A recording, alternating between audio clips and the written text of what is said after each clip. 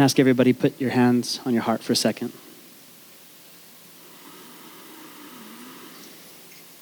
I just want you to take a second and ask yourself, who loves Julia Roberts?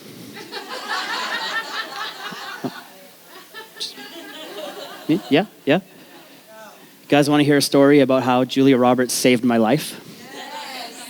All right. We'll get to that in a second. First, we'll go back to 12-year-old me. Now, believe it or not, I didn't always look like a Bollywood villain. You see it, right? You could see it. I could be a fucking Bollywood villain, I promise. It's a dream of mine. 12-year-old me wasn't this guy. 12-year-old me was fat. He had braces. He had glasses. He had asthma. He had a gap in his teeth from the braces. Did any of you ever have the wrench that made your teeth gap? You know what I'm talking about here? It was bullshit. 12-year-old me had all that. I was the slowest runner in my entire grade.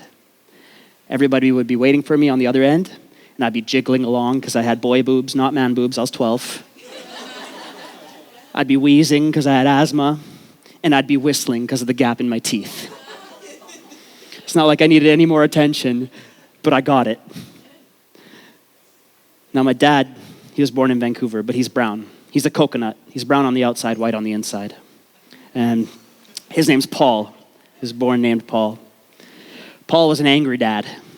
He'd be there yelling all the time, mainly at any of my sporting events. I used to hate going to baseball. Baseball's a high-pressure sport.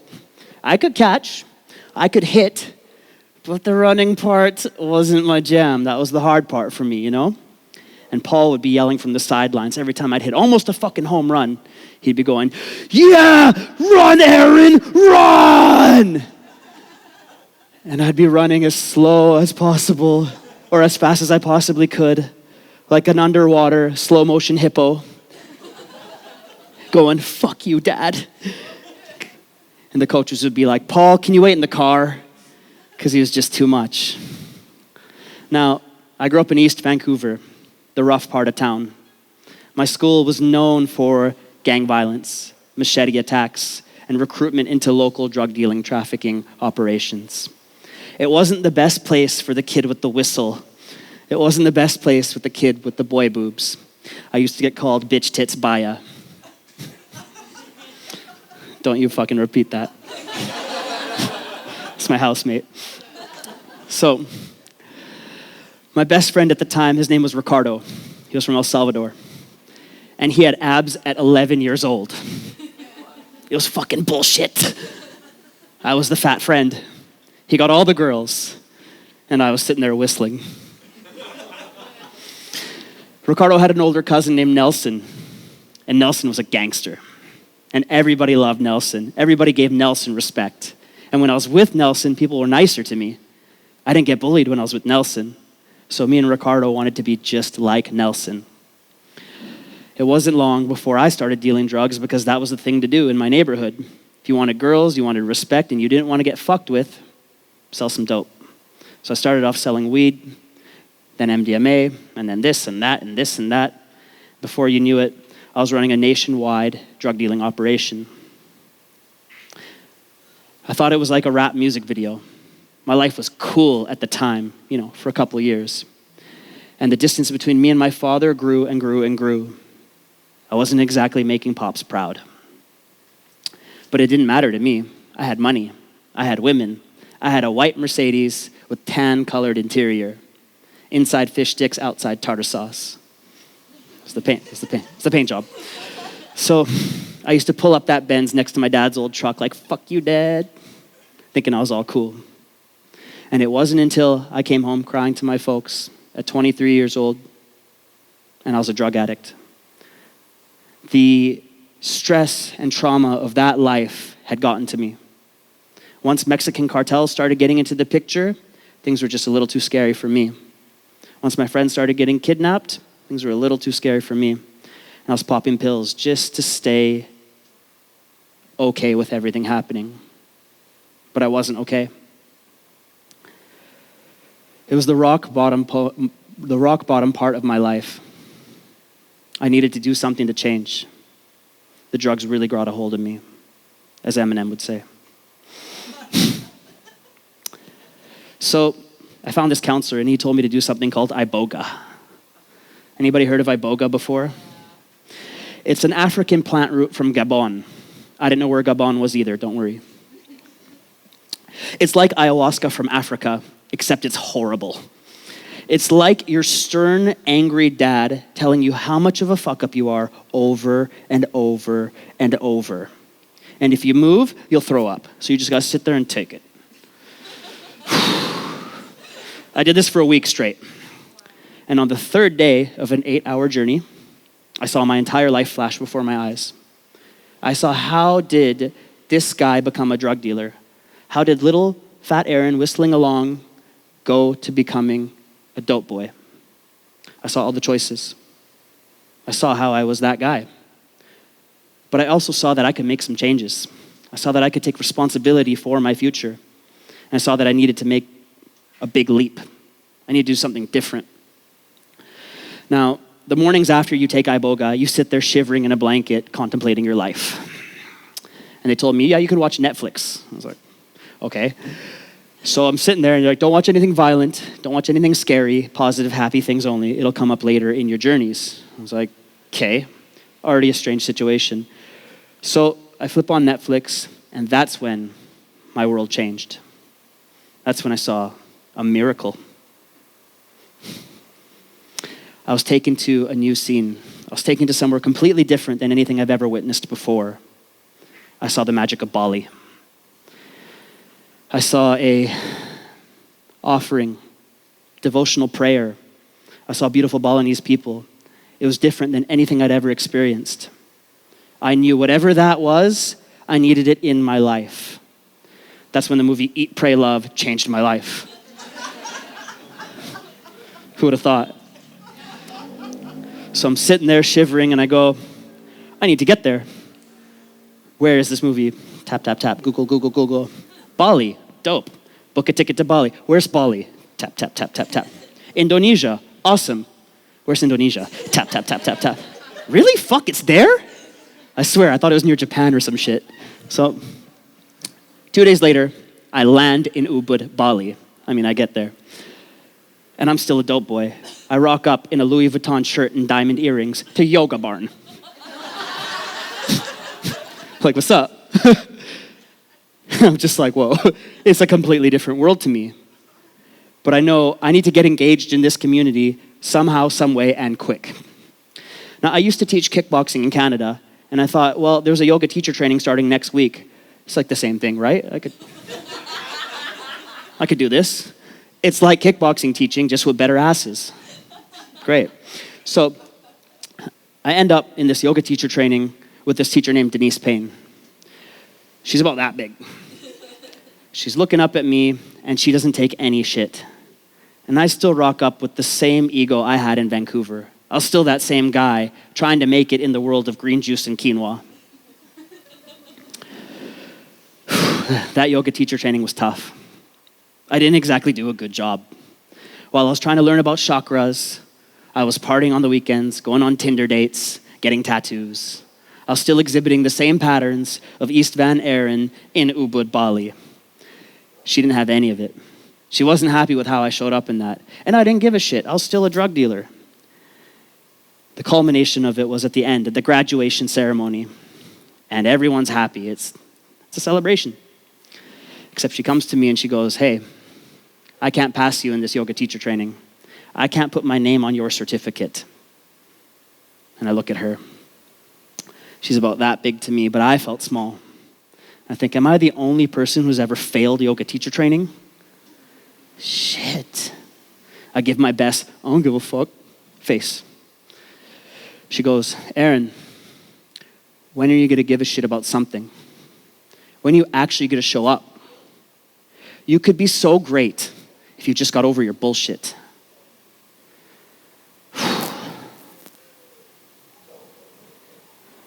No one ever talked to me like that. And it hurt. I tried not to cry. Tried to be tough. All the other yogis are happy, prancing around, fucking mala beads everywhere.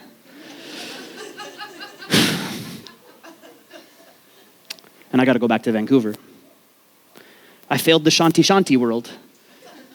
And I got to go back to East Van, and I know what's waiting for me. I know I got to get out of that life because it's going to swallow me up whole. I'm flying back from Vancouver, back to Vancouver. My heart is in my stomach. I'm scared for my life. The next 6 months were the hardest 6 months of my entire life. I chose that I wanted to get out. But anytime you want to make a leap to do something different, you're going to meet resistance. It's like the universe asking you, how bad do you want it? And I had to go through it. I remember one moment that was a shift for me. Now, to get out, I needed an exit strategy. And to get out, I needed to make some cash. And I couldn't just leave like that. So I was still in the dope game. And I had to do this one drug deal. I was selling 2 kilos of coke to a couple guys I didn't really know well. I was setting up for this drug deal, and I brought a big gun with me. It was a 40 cal with a silencer on it. It was about that big. I was trying to figure out where to hide it just in case things went wrong so I could shoot these guys because I wasn't trying to lose this 2 keys. I couldn't afford it. As I was trying to figure it out, I had a moment where I just stopped and collapsed. I was having a panic attack. Thought to myself, is this what my world is right now? Am I trying to psych myself up to shoot a couple guys over some blow? This is my life? It was a dangerous place to be on that ground. A broken boy with a loaded handgun. And just then, Denise Payne. Aren, when are you going to give a shit about something? When are you actually going to show up? When are you going to get over your own bullshit? And I sit there, I'm like, fuck Denise. She's right. She's right. I knew what I needed to do. I made a decision right there. 6 months later, I'm in prison. The prison's name is Hotel K. Korobakan Maximum Security Prison in Bali, an hour away from here. But I'm not a prisoner. I'm teaching yoga. Denise Payne had me finish my yoga teacher training by volunteering 100 hours in prison to these prisoners to finish my yoga teacher training. Being in jail was great because I could leave. It's like a low pressure situation. Now, I wasn't a very good yoga teacher, but it's not like the students could go anywhere. It's not like they had anything better going on. I even made friends with the Balinese mafia. It's not like they took my classes or anything, but they'd crowd around watching me teach, smoking cigarettes, going, hey bro, nice tattoos. And I'd be like, thanks, mare. Cool. That time in prison was important for me. I was clearing karma. I had to do my time. I had to go back and finish something that I fucked up and come back at it as a better man to show that I could change. I wasn't that guy that I showed up as. I could shift. I could make a decision. I could be a new man. So I moved to Bali. And I chose that I wanted to be a good guy. I didn't want to be a criminal anymore. I wanted to make my parents proud. But I knew I needed to do a lot of work right here. Because that guy that was buying everybody wheatgrass shots wasn't killing it. I was cheesy. For real. So I did a bunch of self-work. I did 8 meditation retreats, 3 yoga teacher trainings, a bunch of tantra trainings, authentic relating. I saw psychiatrists, spiritual counselors. I saw shamans. I did ayahuasca. I did kambo. I did cacao ceremonies. I danced ecstatically. I did a bunch of shit that guys in my old neighborhood would question my sexuality for. Because I was eye-gazing with guys named Shiva. And I was crying with dudes named Lion. Would have gotten my ass kicked. These are important times for me. I had to do it. I had to shift. I had to put in the work. And I learned a lot during those years. It's been quite a journey. Since that time, making those shifts, making those changes, and investing in myself, I learned I could do anything I wanted. In 4 years, I opened up 4 businesses, and all of them had a big impact on the island. I was done making money that didn't have something bigger than just me. I didn't want to make another cent that didn't make my dad proud. The first business still funds a school for mentally disabled Balinese children. And when I took Paul there, he was about to cry. He saw that. He saw that I wasn't that gangster anymore. He saw that I was doing something better than who I was then. And I got to see my dad, finally proud of me. We're putting out online global Vipassanas, helping everybody meditate in the whole world, and I'm not selling coke anymore. I've been free of opiates for 4 years now, completely clean. Thank you. So my dad, he called me like a month ago, and he was all, catching up with me. We're cool now. And he goes, "Hey, I'm getting fat now." And I go, "Really?" "What's going on?" He's like, "Well, I just can't get motivated to run. I can't get motivated to do anything, I'm just being lazy." And I'm like, "Well, Dad, I've been running every day." And he goes, "You've been running?" I'm like, "Yeah, all the time." He's like, "You used to hate running." And I'm like, "I know, but I'm not that kid anymore. I revisited something that I wasn't good at back then, and I'm a different person now. And I love running." He's like, "Wow, that's inspiring. Do you have any advice for me?" And I was like, "Yeah. Run, Paul, run."